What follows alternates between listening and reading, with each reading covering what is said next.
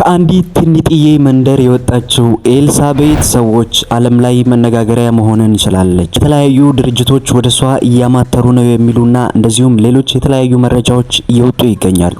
በዚህ ቪዲዮ እነግራችኋለሁ። በፊንቴክ ጉዳይ መነጋገሪያ ሆነው የነበሩትን አርቲስቶች በተመለከተ አርቲስቶቹ በፍርድ ቤት የተናገሩት ነገርና አሁን ሶሻል ሚዲያ ላይ እያጋሩ ያሉት ነገር ፈጽሞ የተለየ ነው።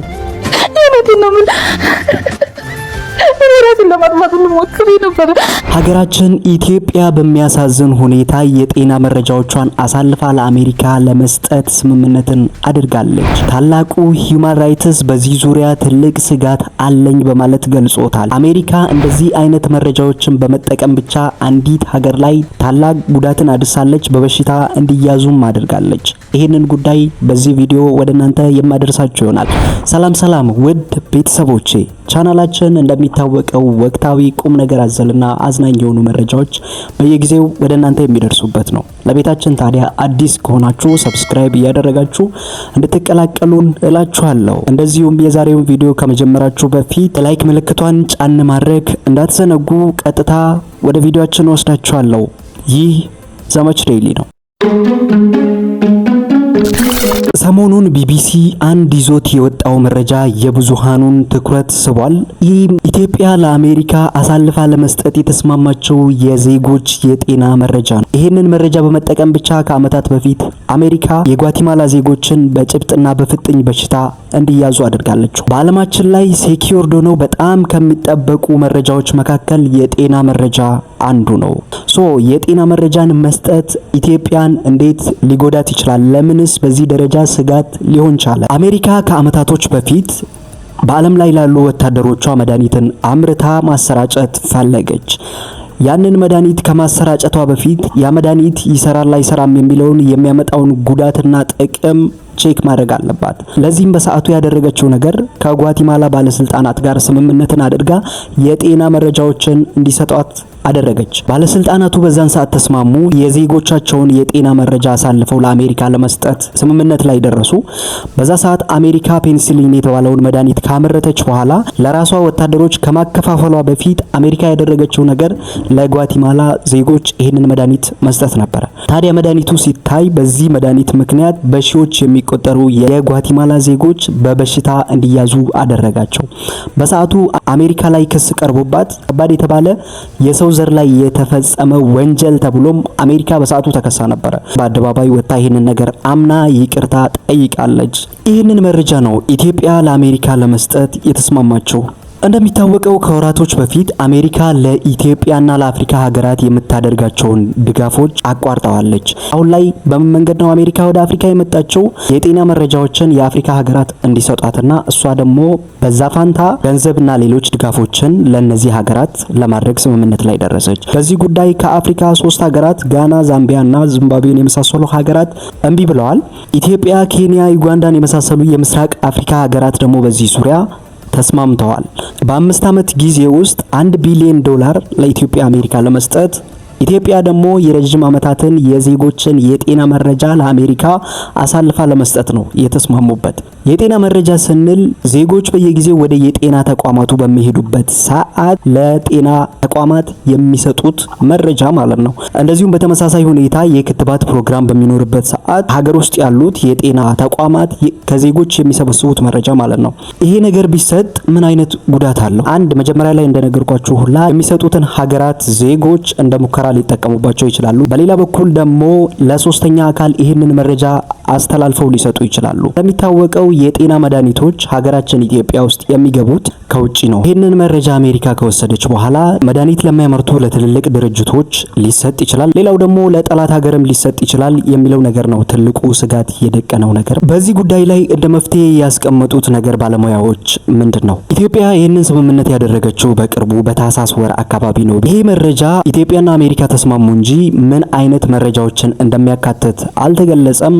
እነዚህ ነገሮች ምን ናቸው? ምን አይነት መረጃ ነው የሚለው ነገር መታወቅ ይኖርበታል።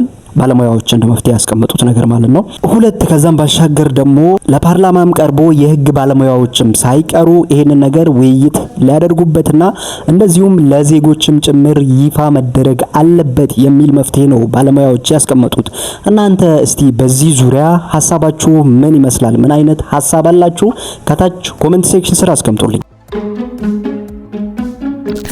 በፊንቴክ ጉዳይ የተከሰሱትን አርቲስቶች በተመለከተ ሰሞኑን መነጋገሪያ የሆኑ የተለያዩ አይነት ጉዳዮች አሉ። አርቲስቶቹ ከእስር ከተለቀቁ በኋላ በሶሻል ሚዲያ ብቅ ብለው በእግረኛው ሚዲያ ላይ ወጥተው መግለጫ ሰጥተዋል። የተለያየ ነገርን ሲናገሩ ነበረ። ባለሙያ ብትጠይቀኝ ገና ላላመጣ ድርጅት ያመጣል ብዬ ከተማመንኩበት እሰራለሁ።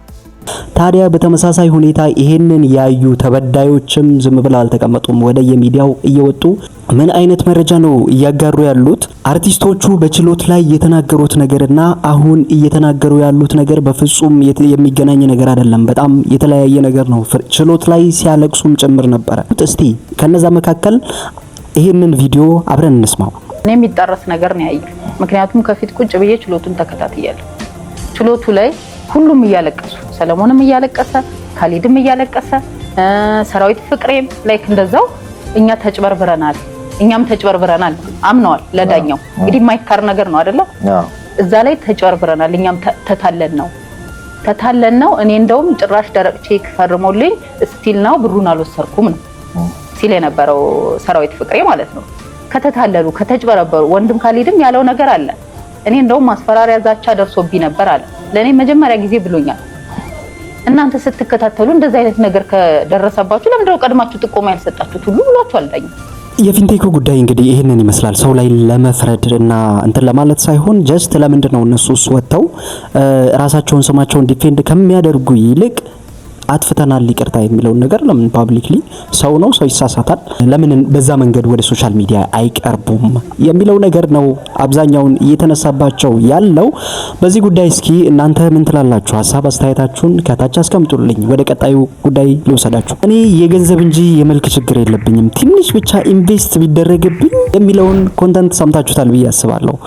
ያ ኮንተንት ለኤልሳቤት ልክክ ያለ ቦታውን ነው ያገኘው ነው የምላችሁ። ከወራቶች በፊት ከትንሽዬ መንደር በአንድ ካሜራማን አማካኝነት ወደ ሶሻል ሚዲያ የመጣቸው ኤልሳቤት አሁን ላይ በጣም በዓለም ላይ መነጋገሪያ መሆን እንችላለች። Guys, everyone has seen this by now.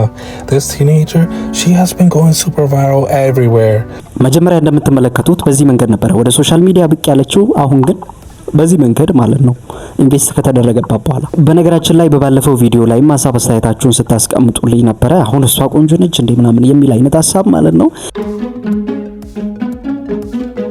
እውነቱን ለመናገር ከሆነ ኢትዮጵያ ውስጥ እንደዚህ አይነት ብዙ ፋይናንሻሊ ኮንስትሬንድ ሆነው የቀሩ ነገር ግን ትንሽ ኤክስፖዠሩን ቢያገኙትና ቢወጡ እንደዚህ መነጋገሪያ መሆን የሚችሉ በስፋት ያሉ ይመስለኛል። እንደኔ ማለት ነው። አሁን ላይ ኢንስታግራም አካውንትም ከፍተውላት የተለያዩ ዓለም አቀፍ ማስታወቂያ የሚያሰሩ ድርጅቶች ወሷ የሚመጡበት ሚንሶች እየተመቻቹ ነው ያሉት። በተወሰኑ ቀናቶች ውስጥ እንደዚህ ታሪክን የሚለውጥ ፈጣሪ እናንተንም ታሪክ ሊለውጥልን።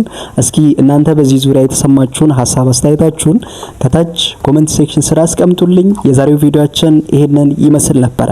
በቪዲዮ ዙሪያ ጠቅላላ ያላችሁን ሐሳብ አስተያየት ማስቀመጡን እንዳትዘነጉ። ለቤቱ ደግሞ አዲስ ከሆናችሁ ሰብስክራይብ በማድረግ ከኛ ጋር አባል መሆን ትችላላችሁ። በሚቀጥለው አዲስ ጉዳይ እስከምንገናኝ ድረስ መልካም ቆይታ ተመኘው። ሰላም ለሀገራችን።